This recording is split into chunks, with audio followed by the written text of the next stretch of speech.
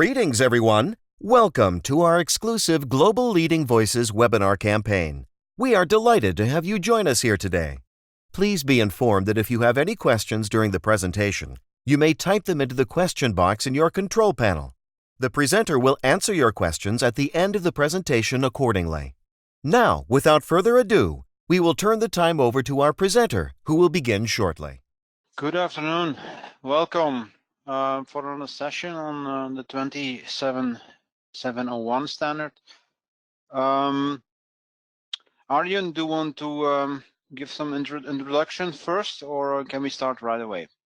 You can start right away, Peter. Okay, let's go. For the planning for today, as a follow-up, actually on the session from last time, it's important to know that we will deep dive and have a different view, a bit like last session. We'll look into the GDPR side this time. And as we mentioned in last session, there are some quite important references to the GDPR. It's almost built for that one. So we'll have a different look at it. We will not retake the topics we discussed last time, but I will do a quick recap on that one. Second part, and as a next step, we will look into how the GDPR exactly maps to the to-do lists from the 27000 or the 701. And not only, but because of that one, I don't want to keep it too theoretical on that one. There's a lot of things to discuss, but we only have 3/4 of an hour on that one. So there are other things which I see and which I get questions from very frequently in my auditor work is how do you map as an auditor actually to this implementation? I want to share a bit of experience and some other topics actually that can help you also to implement the GDPR using the ISO one in a better way. Another topic at the end of the session for today is also how do you map the compliance with solid data protection. There are quite some discussions on how to use the compliance part versus a practical security part, and that's one of the things we will discuss at the end. And last but not least, I had quite a few interesting discussions over the few last weeks on how the GDPR certification is going. We will check into the relation between the ISO and how the European Union is actually looking at certification in that sense. It might be quite interesting also to have a discussion on that one, right? Okay, there we go. First of all, a bit of an introduction. As you probably have seen also in the last session on that one, I'm Peter Gillen. I'm working for quite a while right now as an independent and as a trainer for PCB. I've been doing quite some courses, and that helps me, of course, also to do my daily job as a consultant and working very actively in cybersecurity. I am also, as you can see on my slide deck, an active auditor, so I'm accredited to run and to lead ISO 27001 certifications, and that helps me also a lot to learn a lot and to guide my customers to do the best implementation they can. About the implementation, about previous sessions, just a quick note also, you will have access to the slide deck after the session as last time. It will be shared. So I've provided a bit of links also to you. As usual, PCB will share the session recording for the people who did not have time to follow for today. Also the slide and the recording itself and the video will be shared via the PCB website, and you can always look back at it. Just a quick things and the main points we discussed last time. Keep in mind that best practices like, for example, the ISO standards or the NIST standards from the American side are not regulations. So these are built on best practices. And like the ISO standard, we will come back at the end of the session a bit more on that one. Keep in mind that the ISO standards are built on our experiences. It's not government regulated, while the regulations and of course very specifically the GDPR is a regulation, is a law, and in this case the GDPR is an European law, with the side effect that the GDPR of course is also applicable to international companies doing business in the European Union, or for residents or people in the Union.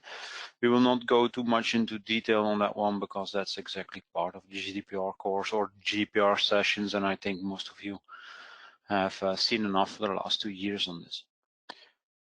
Also keep in mind that you must make a difference between best practices and guidelines. Why is that important? Because audits, which we'll discuss later in the sessions, refer to requirements. So the requirements make the list of the things that an auditor should check, and this is a limited list of activities that must be evaluated, must be there as proof, as evidence, and this is a difference for guidelines, very important part of that one. The easy example on this is ISO 27001 has a topic in the annex where you can find the measures that you need to implement versus, for example, the ISO 27002, where you have a more deep dive explanation what exactly you could do or can do with these measures, and they guide you to some options to implement, but it's your choice. While if you're certified against 27001, that's the list you need to have completed, or a good explanation for it, for not implementing it if you choose to do so. Also the last few days, and you remember yesterday was the data protection day, very important, please make sure you know the difference between privacy and data protection. The GDPR is only referencing data protection, it's not discussing privacy, and it's very important that you interpret privacy as what you do in your personal life, your choice, what you do at home. Data protection, on the other hand, is protecting your data, your first name, last name, what identifies you. And also important, very important to know, is that data protection is different from information security, where data protection very typically links to subjects, persons, and in the case of GDPR, it's living persons. There are some exclusions on that one, but information security mostly refers to protection of the data of companies.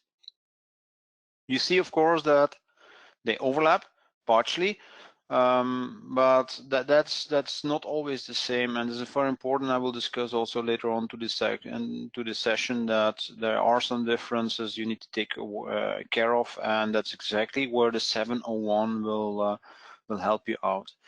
Just to be clear, if I refer to the 701, it's officially the ISO 27701, but you will notice also in the previous session that the distinction between ISO 27001 and 27701, speaking about, is not always easy.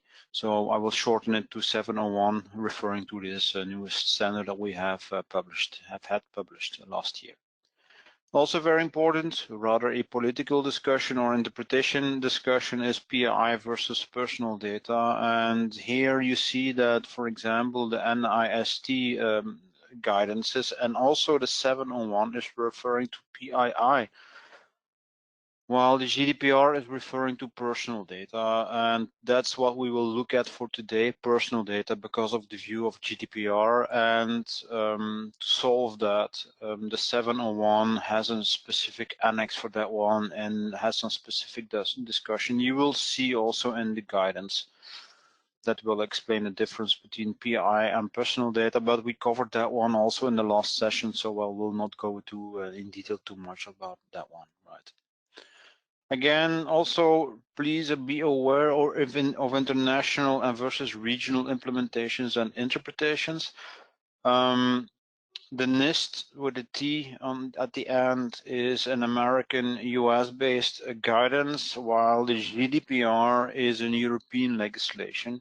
And of course, there are other legislations which can be handled by the 701, but in this case, please be aware that the ISO 27001 is an international best practice, and with some specific flavors that you can handle on that one regionally. So please be aware that there are some specific requirements if you need to implement legislation, if you need to implement specific guidance on that one, and that you know exactly what the consequences are. For example, based on the naming, based on the words that you use, the vocabulary is very important in that sense. We will come back in a few slides on that one. Okay. It might also be important to refer to what this session is not about. This is not a course on GDPR. This is not the full explanation on the legal part of that one. I've referred here, of course, to the texts. Luckily, the GDPR with a bit of background knowledge is fairly readable. The link that you will see here will lead you to the official publications to GDPR, and at the end of the session, as we did last time, you can also look back to the course material, for example, for the GDPR DPO course, and of course the 701 does refer to the GDPR, but that will not cover it in this session for today. Of course, also there is no time to discuss the details of 2701, so I would like to invite you to look at it.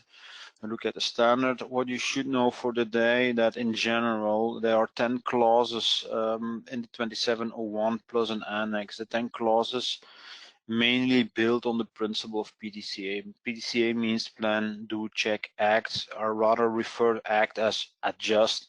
We'll come back to that one later on in this session. So it's the cycle of implementing, in this case, information security in a structured way, and then the measures that you need to implement for information security or later on data protection is actually discussed in the annex. So we have 140 measures or controls, activities that you need to implement based in 35 categories, and globally in the annex we have 14 sections, 14 controls that will help you actually to implement all of this in a sort of consistent way, right?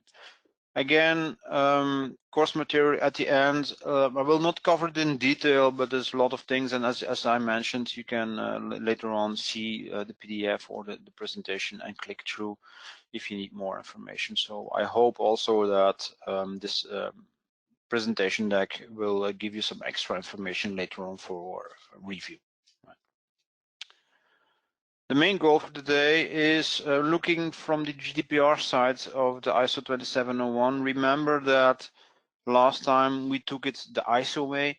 We ran through all the sections from the text from the ISO 2701. Now, this time we will look at it from the GDPR side of that one. One important thing, keep in mind that ISO 27701 is actually based as an add-on on the 701 as a general guidance and as a baseline, and it will add some extra measures, it will add some extra vocabulary on that one, and officially speaking, the 701 is built on IIP of PI, excuse me, or privacy on that one. But if you want to read it the GDPR way and add some flavor specifically for the GDPR, you need to look at Annex D, which is a mapping which I will discuss in a few details later on. But in that case, if you're looking at from a GDPR point of view, it's important to replace the word or the interpretation of privacy as in data protection, as I mentioned. That means also that you need to change a bit of mindset. It's important to interpret everything you see in the 2701 with the GDPR mindset. Very essentially means that everywhere you see that information protection, information security, you need to interpret it as information security plus data protection. Major change for lots of us actually is that involves also a practical change, meaning that you're not only looking into internal stakeholders, but you are also implementing an additional layer of extra security for external parties and what the GDPR calls subjects or people. That does mean that you also need to implement some extra requirements to fulfill the compliancy with GDPR, which we will discuss later on in this section exactly on that one, right? Also, keep in mind there were already some free guidances. I will provide you also the links that, for example, the ISO 27000security.com website, which is a free community for ISO implementation, already had a mapping for GDPR. So in essence, there was already a sort of mapping between GDPR and how to implement it using the 2701 guidance. Of course, in the ISO now it has become a bit more explicit with a specific checklist, and this will become very important from the audit side. So that's exactly one of the main reasons I will also discuss a bit more on the audit part actually of this implementation. Now, if you acquire or buy the ISO 701 standard and look into that Annex D, let me show you in real time actually what happens on that document. So it's a small screenshot for that one. There's a bit more in the ISO document itself. So this is the top header that you got in the presentation, but there's quite things more, and I don't know if you have already looked into it, but what does this look like, right? 2 columns, first of all. Second thing is that you will see there is no specific explanation on the topics of the header. So in essence, it's very condensed.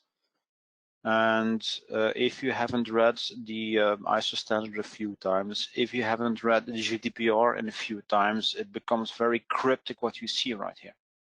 There are no explanations on the titles, there are no explanations on the headers exactly. For that reason, and in preparation actually of the session of today,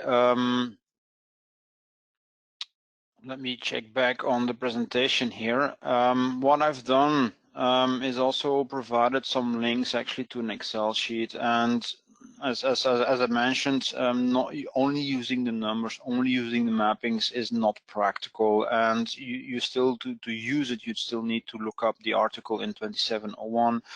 You need to then put it aside. Then you need to look up the article in GDPR. I don't know if you know it by heart, but it helps, but it's quite an exercise if you don't do it daily. So it would be nice to have a bit more explicit naming mapping on that one, or reverse mapping. So not only looking from the ISO 701 side or from the GDPR side. Therefore, you can find on GitHub actually an Excel sheet that actually does this, and there will be 2 versions. So I initially created for this session an easy mapping doing the ISO clauses versus the GDPR articles on a higher level, so meaning on article level. You remember that if I would go back a few slides, that the ISO also refers to sub-articles, the paragraphs on that one, and therefore for a easy reference, you will also see there is an extended Excel sheet that you can handle actually also with the articles on that one. And let me quickly give you an overview on that. Let me switch here. The easy mapping is the article, and then you can start filtering or even sorting on that one. So the initial filtering is of course using the guidance that is provided by the ISO article. You will see actually that all the technical requirements are in there. So we're starting off with chapter 5 and go over 6, 7, and 8, essentially the full ISO implementation of the 701. On the other hand, every single article of that one is referring to a GDPR article. In this one, just as a general overview, we have just simply the article, and then you can use the ISO 701 to see exactly what is required to implementation. So this is a general checklist. Of course, you will see that if you refer to the GDPR articles, what exactly is implemented, every single section has its own part of the GDPR implemented. But if you want to do it the other way around, what you simply can do here is then in the Excel sheet, of course, is sorted by article. And then you see, for example, Very important, for example, Article 5 is what are the principles relating to GDPR, how to protect personal data, and for example, there is a lot of discussion, of course, on implementing it. It's the lawfulness of processing, and now we can take it the other way around. So looking at the GDPR, which are the articles you need to implement, and which I didn't provide here, is of course the specific articles of 27001, right? So that's a general implementation, but as you know that the prime articles in the 27701 are directly related to the general ISO standard, you can work that way around, right? If you need a bit more detail, go ahead. On the implementation, you will find also that on the GitHub side, sorry, you will also find a secondary Excel sheet which is called the extended mapping. There is the bare metal information that we got actually from the ISO standard. So now you also know exactly which substandard or paragraph that you need to implement. A bit more of detail, but keep in mind, if you have the full list, and then let me shift down, we have more or less 500 articles or implementations or measures to implement on top of the on 2701. A bit more detail, of course, but I hope it can help you out actually to get your story straight and to do a bit of a checklist. And this should be quite comprehensive actually to implement it and give you some help on that one, right? As mentioned, I've published it on GitHub, which is not only a code store, but you can also, as you probably will see on my space, use it as sharing. I chose this one because it's generally available and mostly fairly accessible for people. Also, I provided a LinkedIn page where we will collect all these links, so not only the PDFs for the presentation, the videos and so on, but if there is any additional questions, so I will answer the questions, we will collect information and then share it to you, so you can always refer back later on to this session. Right. Good. So this is the first approach, how to map the few things, make it more practical, and as mentioned here, how are you going to use that in real life? First of all, as I mentioned, there was already a very handy document available and by the free community, which is called ISO 27001security.com. Go and look for it. It's a real practical document that actually maps exactly as we were showing you. The relation between the ISO 27001 implementation and the GDPR. So be aware that it's not the 701, but this is the general implementation of the 2701. Still, I see this document being used by lots of my clients or customers that are using it. So I think that the 701 is a nice add-on to this implementation and help to make it very practical. This practical approach and these documents should give you a kickstart, meaning that it makes your life easy, but be aware that implementation of GDPR, implementation of this setup is not a one-off. So it's not that you can implement one project, but be aware it's based on the PDCA plan, do, check, act, or make it more clear by using the word adjust, because every single cycle is re-evaluated and actually is usually the start of another one, because or you did a good job and you can grow your system and make it more mature, or something got wrong in your previous cycle and you know some improvement points to get back on track and a few things. So that is very important. Lots of technicians, a lot of people implementing GDPR things. Well, we have implemented GDPR, we can go do something else. Well, no, you need to keep improving. I will come back also to the maturity assessment later on. And also I have some interesting sheets I will present or will provide at the LinkedIn page later on to assess the maturity later on. I will give you some details in the next few slides. Keep in mind that you cannot have privacy, or maybe I should say data protection without information security. So you need to have the protection, you need to have the proper protection available, and that's exactly what information security will provide to you. On the other hand, and that's also one of the next steps I will discuss, you do have information security without data protection. To put it very simple, if you do not protect your data or do not care about an implementation for GDPR, you can perfectly protect your company without special attention to data protection. Of course, now with the implementation of GDPR on European level, and as you know, also on international level, there's a lot of things of moving in various regions in Asia and also in the US side, Canadian side. There's a lot of things moving around. So GDPR has initiated the awareness on security and data protection, privacy in some of the cases. So they are very much linked together, and I would advise you to take it over at the same step, implement them both together. That does not mean you need to implement it right at once, all of it, but I will explain later on that you need to pick your choices and start implementing it and keep improving on that one. Right. One of the things you might see, and that's also very handy to have a look at the Excel sheets, because it's a lot of information if you look at from the ISO standard itself, that one of the most important things to realize is that most of the measures, most of the implementations is about GDPR articles 1 to 49.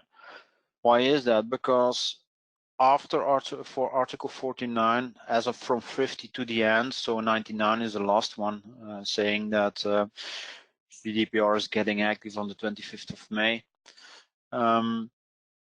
The latter part is the 50 and beyond, actually is almost everything about how the EU should handle the GDPR from a management perspective, how the DPAs, so the data protection authority, should work together, should handle complaints and so on.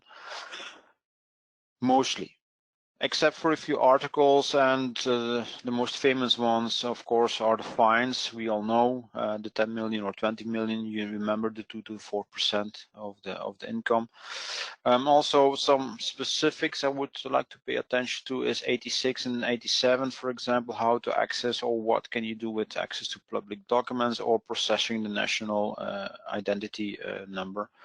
And one specific, certainly if you're handling HR processes, how the employment context is handled in GDPR, a very important way, because there are some conflicts of interest if you're an employee versus the employers and so on.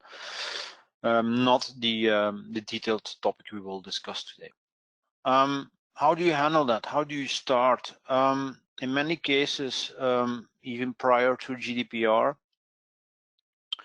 the ISO was already there, so lots of companies started off with the ISO 27000 implementation first, so a practical solution for protecting business data and company data. Very important, because actually the same principles apply actually also to personal data or privacy in this case.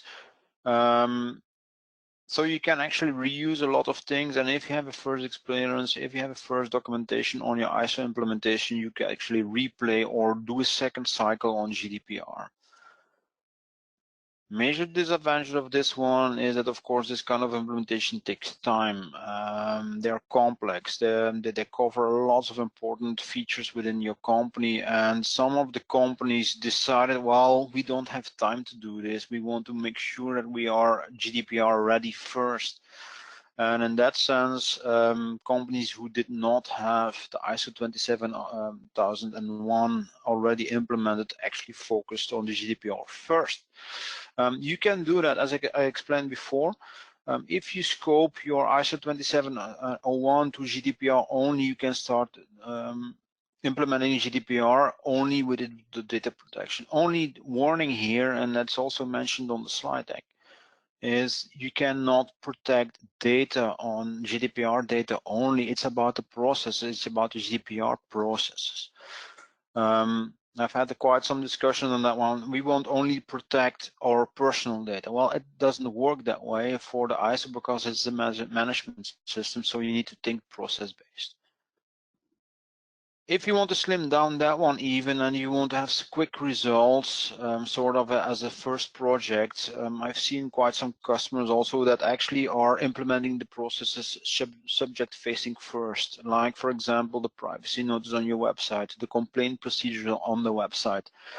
direct connection, direct contact with the subject first, right? Customer data.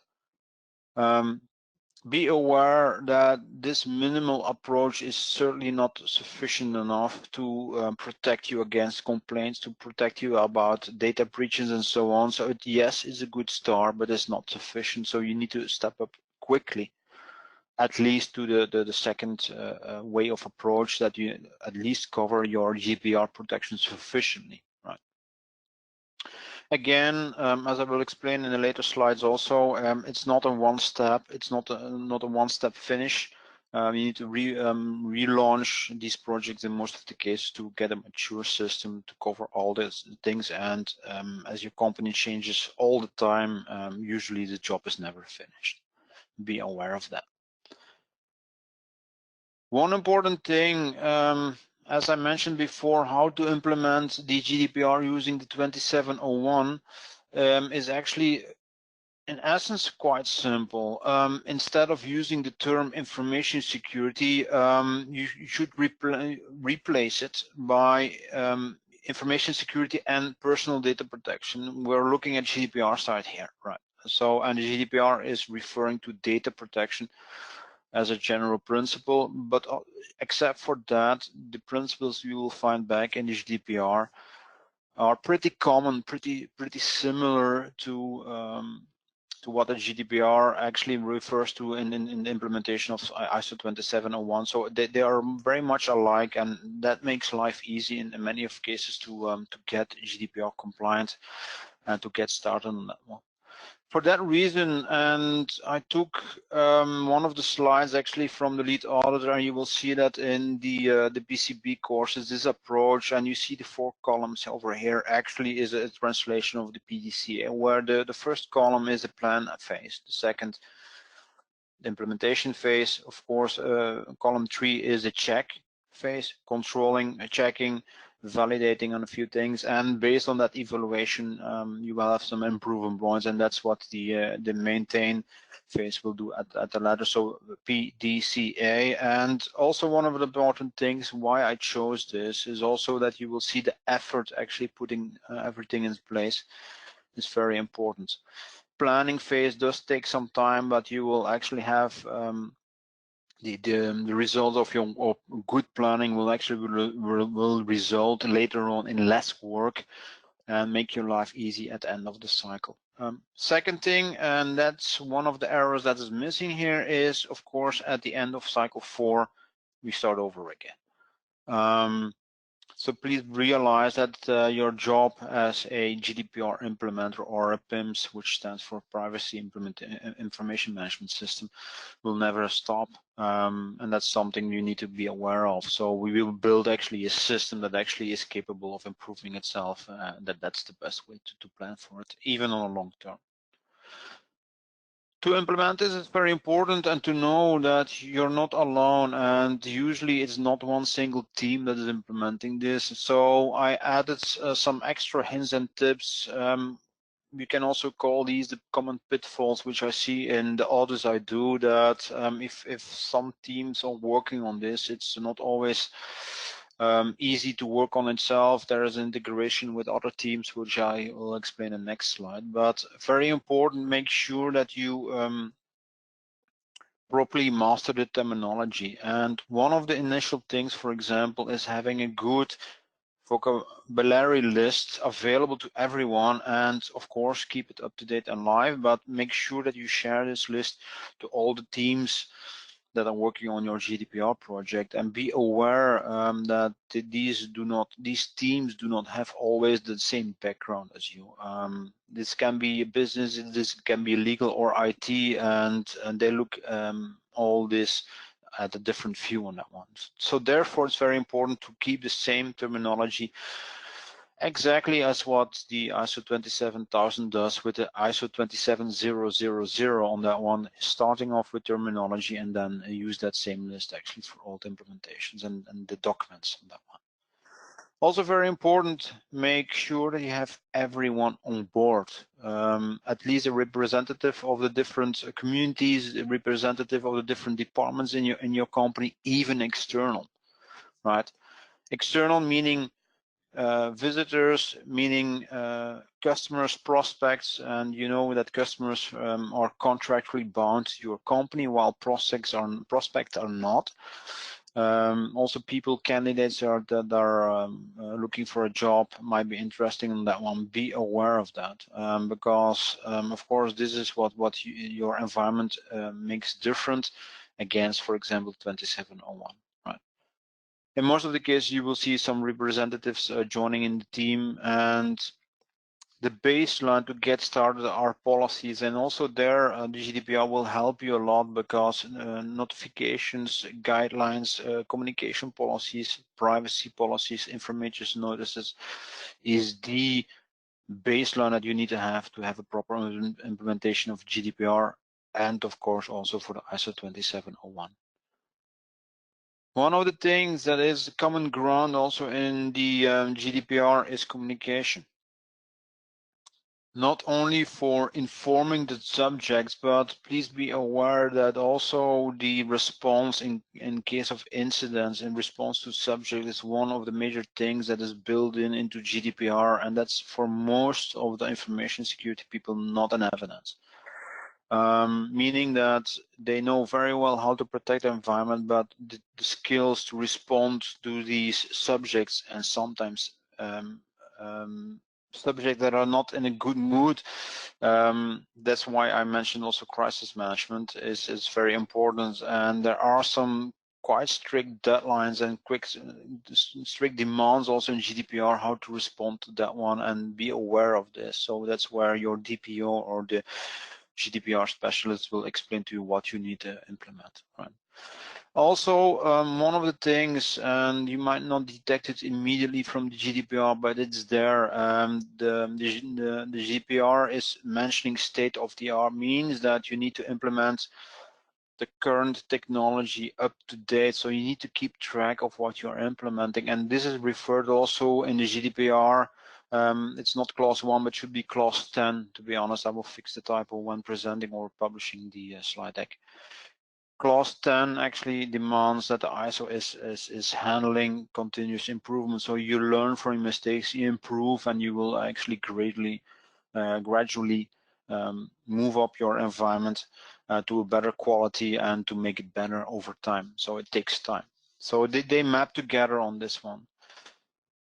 Very important, this is not a ISO implementation, this is not a legal implementation, but all these parties that are working together to make better security have their own specialisms on that one. So be aware, this is not an IT job only. And for a small company, for a large company, it doesn't matter. Make sure that you have good communication between the teams. Sometimes a good project manager will help you to put them all together to make the best out of it, and that's exactly also what you will see come back in the ISO implementation. So all the areas from people to technology to processes are covered by the ISO, and that will help you to assure your compliance for GDPR. One important thing here also is that we're working with people, and that means that they can make mistakes. And one of the things you should be aware is, again, as mentioned also as a Murphy's Law, is what can go wrong will go wrong. So you will need to cope with incidents. Sadly enough, which we what we actually noticed also for the last few weeks is, if it can go wrong, it will go wrong. So in cyber, people sometimes say, well, it's not an if statement, but a when statement. Right, so you will get hacked. That's also what the GDPR counts for. So be aware that, as mentioned in cyber, you only need one mouse click for disaster. You only need one user that clicks on a phishing mail, and you have a data leak. All right, so be aware of that one. And also very important, you cannot stop this. And let me check on my slides, but because one of my colleagues said quite a few weeks ago is, if you look at the companies, and over time we have had quite some examples also internationally, it's not about being hacked, because that's almost unavoidable, but how you handle it. Keeping silence, for example, or even leaking more data is actually more sensitive in that sense. So how much sure are you when you get hacked? And that's what the goal is here, is make sure you protect the data as much as possible. 100% protection is nearly impossible in reality, but get in control, stay in control, and that's exactly the mindset that the ISO 27001 will help you about, is get in control and know how to handle these incidents. So this is a special part actually of the operation that you need to be aware of. And more important, as I also mentioned in point 5 here, is keep moving. You will see that there's a lot of things coming up. There is new legislation coming up, which is referred to as the Cyber Act in the European Union, for example. Be aware that even law and even politics will cause some changes also in cybersecurity. We have seen, sadly enough, quite some security movements actually based on the attacks we have had, the cyber attacks and so on, and even war has influenced our view on cybersecurity a lot on this one, and this will keep moving, right? Point here is keep improving, right? So keep doing better, learn from your mistakes, and that's one of the main goals for the implementation, right? One other part, actually from implementing point of view, is also the auditor view, and that's also one of the things I wanted to plug in before we can go into the questions later on. Why did I do this? Because to be honest, one of the first courses going into the ISO standards was exactly the auditor course, and it helped me a lot actually to see how do auditors, how do external people look at your environment. And very simply said, if you know what the audit, you know also how to implement it, and actually to look for the holes and the things you can improve on that one. And it's not a battle between auditors versus implementers. They should have both the mindset to get the results. It's not checklist based, and we'll come back to that remark later on, because that's one of the typical critics you will get on ISO implementations. Also very important, nobody expects you to be perfect at the first step. Grow, make sure that you keep in control on a few things. And one of my Microsoft colleagues also last week said, better done than perfect. Start with it. It's nearly impossible, certainly from the first cycle, to cover it all, but just have a big goal, make sure that you know where you're going at, and take the little steps at least to get security step by step. So no one is expecting from you that you do a full implementation at the right at the first pace, right? Therefore, continuous improvement is built in any of the ISO standards, and that's what you will see also in the updates on the upcoming standards. So the continuous improvement is one of the main terms that you will see, take a step by step. And the auditor also helps you actually to have a look at it from an external point of view, and sometimes it's very useful. Certainly implementing GDPR, you're working very hard on that one, but always within your current environment, and that external auditor or the external consultant sometimes can help detect some gaps which you didn't see. It will give you an helicopter view on a few things, and we'll try to also have a general view on the relations in the different departments in your environment, big or small, doesn't matter, right? From that reason, just some practical hints. Consider the audit considerations, or look at the audit considerations, your future planning from the start. Make sure that your entire environment is, from the design off, is auditable. Make sure that you have some evidence. Make sure that you can prove your records. And also keep in mind, this is not important only for the ISO, but also for the GDPR implementation, just in case of an incident. And you would have the bad luck that the DPA, so the Data Protection Authority, comes to visit you. You need to have the evidence. And that's exactly what I want to point out here. Make sure that you involve that audit thought from the beginning of the project. Also very important, keep in mind there are different phases in the audit, internal, external audit. Usually the external audit is considered as a certification audit, certainly if you look at it from a ISO point of view. From a GDPR point of view, that's slightly different. I will explain in a few slides. But to assist in that one, you really should consider the internal audit, and in large companies this can be a separate department, but why not cross-checking and more and more companies, if they have sufficient departments and sufficient people available, why not have the different departments check each other? Is a very simple exercise, but that gives that external view to a few things for the things you're doing on a daily basis. Also, external audit can serve as an internal audit. The only difference here, it will not give you a certification, but it is responsible to report to the company. But that external audit has quite some interesting things to help you out to look at it externally on a few things. So very important, do not consider the external auditor as just a checklist dummy. I've seen quite some implementations where the customers were happy that they have completed all the measures, but that's not the point here in the external audit, or at least in the audit point of that one. Use that auditor also as an advisor. How can you do better? And I make a error here, or I error not exactly, but a remark here. Don't make the error that you're doing consultancy, because also in the audit guidelines and certainly in the international guidelines, an auditor should not mix the activity of a consultant. That's a referral here also in the text, right?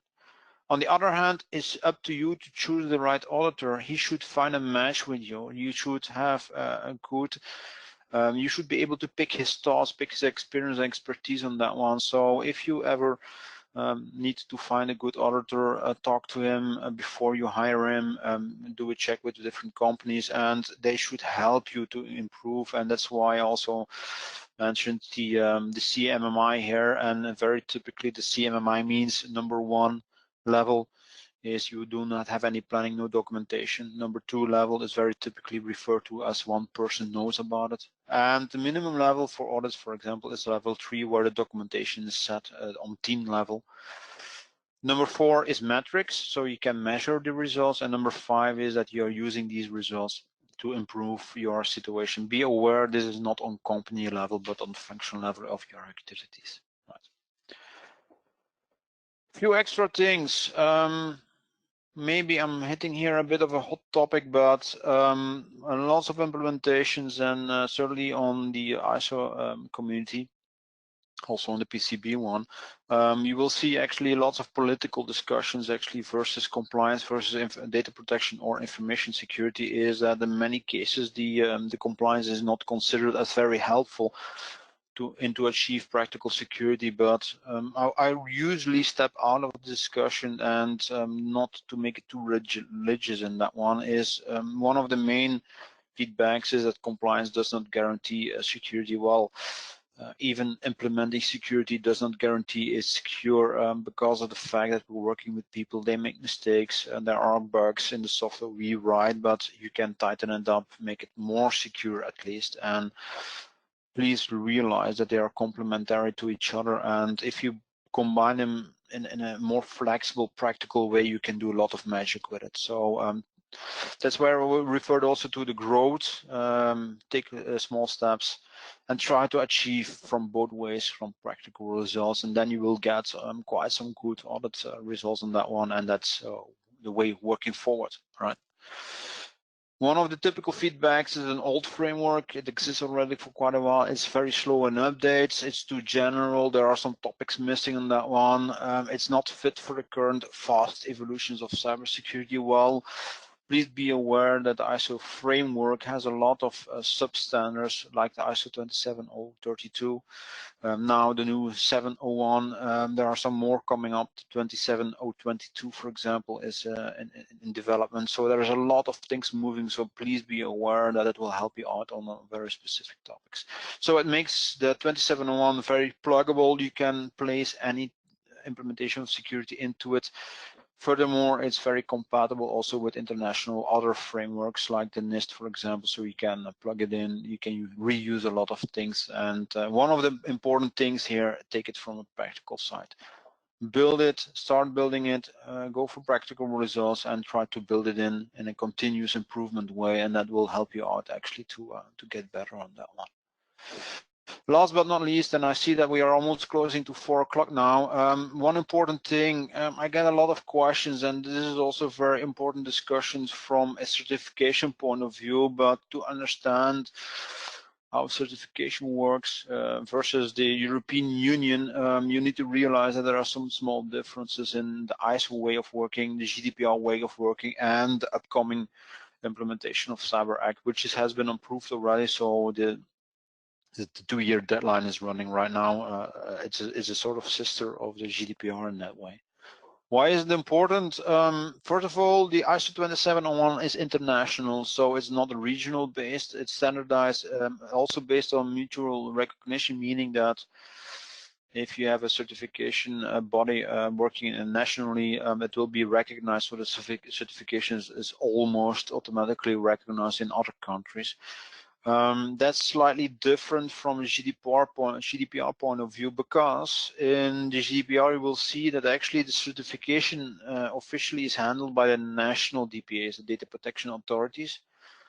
They need to provide or need to propose a technical scheme. It can be recognized by the other bodies, or the European Data Protection Board can also provide a European level certification, but in that sense I will explain in a few slides. We're nowhere yet. So there are, for example, the ICO in the UK has proposed or is in the development of the schemes, but we're nowhere yet at that level. And second thing, I know some countries will wait at the last minute to compare these schemes to pick the best out of it. So we're actually nowhere right now on a European level certification. Right. On top of that one, very important also to know that we also have the NIS regulation. So it's not a regulation, it's a directive, and that means that most of the European countries needed to implement their own national legislation on that one. For example, pretty unique in Belgium, for example, the government has decided actually to base it on the ISO 27001. But it's slightly different in the different countries, so there is no consistency at European level. And one of the other game players for the near future will be the Cyber Act, which will take care actually of certification of services, products, and people on that one. That again is a regulation, but big difference on that one is that the Cyber Act provisions certification on EU level, so there's a limited implementation on national level. So that's where we need to go also in the future for the GDPR, very likely, but we will need to wait a bit from the communications from the European side to get this covered, right? Also very important to know is that how certification works from an ISO point of view is you start implementing it, you start preparing with a forward look to the certification. Actually, your counter only starts to start actually at the external audit. So preparation first, external audit, and then you get in a 3-year cycle with intermediate surveillance audits to keep going on that one. That's not defined yet in the GDPR, although that Article 42 and Article 43 mention the ISO implementation on that one. There is no final decision yet, although that the European Commission or the Data Protection Board launched some guidances for the schemes, but there is no result yet for that one, or at least to build on for a certification. So we will need to wait for that one to final get some results from it. So right now there is no official guidelines, at least not a fixed scheme or confirmed scheme on that one. There is a lot of things moving on, but again, the GDPR has some differences with the Cyber Act. For example, the Cyber Act will already start with some known schemes, like the SOGIS MRA approach on that one. That's a huge difference where the GDPR has launched with no certification schemes and still needs to build a lot of things to make it certifiable. Right. The only way forward right now, and probably for the next months, if not years, is using the ISO certification. Of course, with the ISO 27701 scope extensions, and this will not give you European level certification, but at least you can prove that you're compliant on that one. I would personally expect that actually the 701 will be built in or recognized finally at EU level, but let's see where it goes. I cannot promise anything on that one. And there's a small risk, which I also referred to right here, is that there might be some slight mismatches from the 701 due to political choices. on that one, but that's yeah, future news or future music that we need to check on that one, right? This is officially the end of the presentation for today. Arjen, I give back the word to you. Yes, thank you, Peter, for delivering this very informative and detailed webinar. PCB offers training and certification courses on ISO 27701, which will show your dedication in implementing and managing privacy-related frameworks, and most importantly, you will be recognized worldwide. Now, before moving on with the Q&A session, I want to inform you that the PCB store is the PCB's new business line that has officially launched on October 2019. We invite you to take a look at this new e-commerce platform and its products by clicking the link that I will send you in your chat box. Some of the products that you will find available on the PCB stores are ISO standards, which are sold at a very convenient price. For instance, you can purchase ISO 27701, the 2019 version, for only $171 US. Now, we'll go ahead and take some time to answer some of the questions from the attendees regarding today's topic. Due to time limitation, we'll only be able to answer 2 to 3 questions. So the first question is, can you please explain it once again? Suppose that we comply with both ISO 27001 and 27701. Does this mean that we comply with GDPR as well? Well, as I mentioned, most of the articles in GDPR are covered. So essentially, if you can assure that you covered all the actions, and it's not always simple, you're pretty close actually to proving compliance on that one. And as I mentioned, the proof in this case will, in fact, if you have an issue and you get in contact with the DPA because of a complaint, for example, the proof will be there that you can lay down the documentation, the evidence that you have tried or for your best actually to cover this requirements on that one. Keep in mind, you cannot control for 100% your security.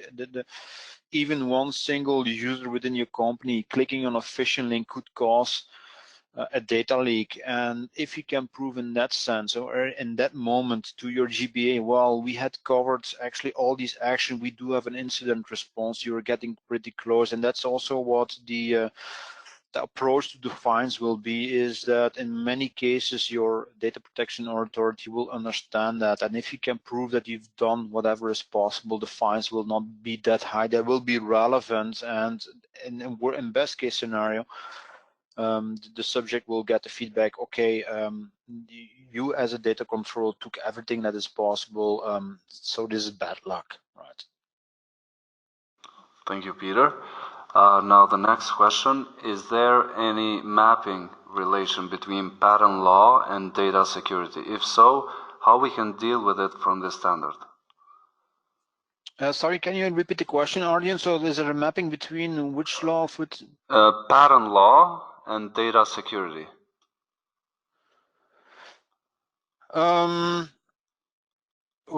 the mapping we got actually from the ISO standard is mapping on the ISO, mapping on the GDPR on that one. So the fact is there are more mappings on that one. The GDPR specifically was mapped. The ISO 27702 was mapped, and the privacy mapping was mapped. But actually, it's quite universal. So be aware that there are some other laws and other laws coming up also internationally. For example, remember what has happened also on the US level with the Californian law, and for example Japan and also some other countries. So except for this mapping we will find in annexes, there is no specific mapping on that one, but I think that certainly in the next few weeks, if not months, as soon as we will have these clear view on these laws, there will be some mappings coming up. I don't think that ISO will do this, but you will find some community mappings on that one. So I would start from this mapping. That's exactly what I did also with Excel sheet. Is actually your best guess. As I mentioned also up front, luckily the GDPR is not a purely legal text. I would invite you to, for example, to get into the Belgian law implementation. That one is pretty difficult if you're not a lawyer. While the GDPR is very readable, so it's very practical to implement, and I've noticed that in many cases this GDPR from an easy point of view is quite comprehensive to implement on that one. But I hope that's an answer to your question. Yes, thank you, Peter. Now, to conclude the presentation, last question for today. How effective would the ISO 27701 standard be for a global data protection role involving multiple geographies? The 2701 in that sense is pretty comprehensive because it takes apart the different implementations of privacy, so it puts quite some attention to GDPR, but it explains also the principle of how to understand PII or privacy in this sense. So in the annex for the GDPR, it says, well, please implement or interpret PII as data protection. So the general principles are there. This is quite well explained to do so. Furthermore, it plugs in quite easily into the ISO 29100, which is the privacy implementation, privacy interpretation on that one. So I think that using the 2701 together with the 701, it should allow you with some basic knowledge actually to implement globally some data protections. Plus, please be aware that also lots of legislations are starting to synchronize. What we have seen in the last 2 years is actually with the launch of the GDPR, lots of countries have actually decided to take similar approaches, take similar laws, or even adopt their laws to the GDPR to be compliant. And the main reason is that one is that they try to minimize the effort. So not only the 701 will help you, but also the change in national law will start synchronizing with this. So I hope that the principle will be more and more the same and will help you out to implement this data protection as such. I need to carefully choose my words here, but the principles of data protection will align with the PII also on US level. There are some movements actually to align them, so I hope you you will see that actually that knowing the 701 will help you to cover the global approach. Thank you, Peter, again for this remarkable session, and I would like also to thank everyone for attending today's session. Also, please be informed that this session will be recorded and posted on our website as well as on our YouTube channel along with the slides of the presentation. For more information about our webinars or the PECB store, please visit our website www.pecb.com. Thank you all once again and have a great day.